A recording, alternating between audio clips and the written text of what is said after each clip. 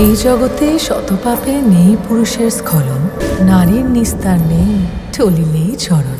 Hindi cinema যেটা পারবে Bangla cinema সেটা পারবে না, পারতে পারে না, কারণ বাজেট নেই, এটা তো মানতেই হবে। হিন্দিতে যখন বায়োপিক কোনো সিনেমা তৈরি হয়, যেমন গঙ্গুবাই, অথবা কোনো পুরনো সময়কে ধরা হয়েছে এরকম কোনো সিনেমা যখন তৈরি হয়, যেমন সঞ্জয় লীলা বনসালির দেবদাস, তখন সেই জিনিসটাকে অনেক বড় স্কেলে বানানো হয়। পুরনো সময়টাকে এমন রিয়েল ভাবে ক্রিয়েট করা হয়, সেটাই আমাদের আলাদা করে দেখতে ভালো লাগে। কিন্তু বাংলা সিনেমার ক্ষেত্রে set, location, VFX, makeup, dress সবকিছু নিয়ে এমন একটা কিছু ক্রিয়েট করা সম্ভব না যেটা হিন্দি করতে পারে, যেটা সেই সময়টাকে তুলে এনে বসিয়ে দিতে পারে আজকের যুগে। তাহলে বাংলা সিনেমা হিন্দির সাথে কম্পিট করবে কি করে? বাংলা সিনেমা কি হার মেনে নেবে?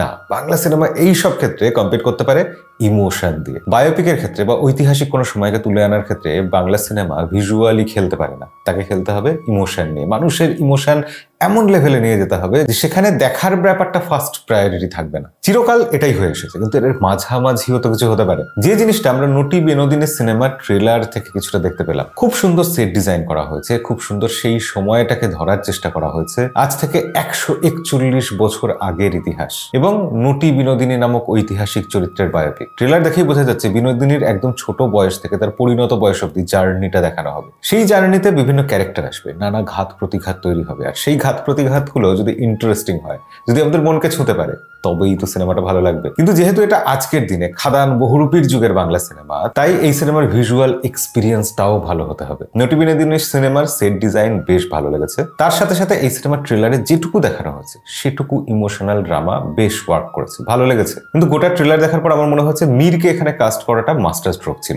এই যে মারোয়ারি, অবাঙালি, শেঠ টাইপের যে ক্যারেক্টার, সেখানে কিন্তু মীর দুর্ধর্ষ করেন। ভূতের ভবিষ্যতেও আমরা দেখেছি। তাছাড়া গল্প মীরের ঠেকের পর মীরের একটা আলাদা আইডেন্টিটি তৈরি হয়েছে, আলাদা ফ্যান বেস তৈরি হয়েছে। তাই সেই ফ্যানরা মীরকে এই ক্যারেক্টারে দেখার জন্য সিনেমা হলে যেতে পারেন। এখানে এই কাস্টিংটা কিন্তু খুব ভালো ছিল। মীর অভিনয়ও করেছেন যথেষ্ট ভালো। অবশ্য মীর একা তো নন, এই সিনেমায় সব তাবড়া অভিনেতারা রয়েছে। গিরিশ ঘোষের ভূমিকায় কৌশিক গাঙ্গুলিকে কিন্তু যতটুকু আমরা দেখেছি ঠিকঠাক বেশ ভালোই লেগেছে। গিরিশ ঘোষের ভূমিকায় তিনি যে খারাপ করবেন এটা ভাবা যায় না। ওদিকে রাহুল বোস, চন্দ্রানী, চন্দন রায় সান্যাল সব তাবড়া অভিনেতা রয়েছেন এই সিনেমায়। তাদের বিপরীতে যখন অভিনয় করতে হবে, তখন রুক্মিণী মৈত্র খারাপ অভিনয় করবেন, এটা কি করে সম্ভব? রুক্মিণী মৈত্রকে এখানে বেশ ভালো লেগেছে, কিন্তু তাকে এখানে যে ডিগ্ল্যামারাইজড লুকে দেখানো হয়েছে সেটা করা কিন্তু যথেষ্ট সোজা, কিন্তু কঠিন ছিল ইমোশনাল জায়গাগুলোকে ফুটিয়ে তোলা। আমি বলবো রুক্মিণী সেগুলো যথাযথভাবে পেরেছেন, কিন্তু সমস্যা হয়েছে তার আধুনিক স্মার্টনেস। বিনোদিনীও স্মার্ট ছিলেন, কিন্তু সেই যুগের স্মার্টনেস ছিল তার মধ্যে। দুটো স্মার্টনেস কোথাও কি যেন ঠিক সিঙ্ক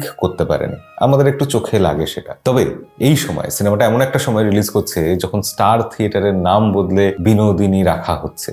এই ব্যাপারটাই তো এই সিনেমার পক্ষে, বিনোদিনী সিনেমার পক্ষে একটা বড় মার্কেটিং হয়ে যেতে পারে। চারদিকে এটা নিয়েই তো আলোচনা হবে যে বিনোদিনী সিনেমাটা রিলিজ করছে বিনোদিনী হলে। ব্যাপারটা যেন নটি বিনোদিনীকে ট্রিবিউট দেওয়া হচ্ছে। আর দেখুন, বাঙালি নস্টালজিয়া বরাবরই ভালোবাসে, কিন্তু সত্যজিৎ রায়, মৃণাল সেন বা উত্তম কুমার এইরকম হাতে গোনা কয়েকজন ছাড়া বাঙালির সেই পুরনো আমলের প্রথিতযশা মানুষরা, মনীষীরা, তাদেরকে নস্টালজিয়া হিসেবে সেভাবে কিন্তু আমাদের সিনেমাতে ব্যবহার করা হয়নি। দেব এন্টারটেনমেন্ট ভেঞ্চার কিন্তু পারফেক্ট জায়গায় হাত দিয়েছে। তারা এর আগে বাঘা যতীনের চরিত্রকে নিয়ে সিনেমা করেছে, এবার নটি বিনোদিনীকে নিয়ে সিনেমা করছে। নটি বিনোদিনীও বাঙালির নস্টালজিয়া। সেখানে রামকৃষ্ণ, গিরিশ ঘোষ, সমসাময়িক যুগের যে মনীষীরা, তারা প্রত্যেকে একাই 100 বাঙালিকে নস্টালজিয়াতে উস্কে দেওয়ার জন্য। এছাড়া দেব এন্টারটেনমেন্ট ভেঞ্চারের মার্কেটিং তো আছে, কিভাবে সিনেমা বিক্রি করতে হয় সেটা তারা শিখিয়ে দিয়েছে। আজকে সেগুলো অন্যরা নকল করছে। এই নিয়ে পরে আমাদের ভিডিও আসছে, খুব ইন্টারেস্টিং ভিডিও হবে, সেটা দেখার জন্য আমাদের সাবস্ক্রাইব করে রাখবেন। কিন্তু আমি যেটা বলতে চাইছি যে এই সব ব্যাপারগুলো মিলে বাঙালি দর্শককে হলে নিয়ে যাওয়া নটি বিনোদিনী সিনেমার পক্ষে খুব একটা কঠিন হবে বলে মনে হচ্ছে না। এরপর সিনেমাটা যদি ভালো হয় তাহলে কিন্তু এই সিনেমাটাও হিট সিনেমা হতে পারে। ট্রেলার কিন্তু ঠিকঠাক হয়েছে, ট্রেলার যে খারাপ হয়েছে কথা কেউ বলবে না। আবার ট্রেলার খুব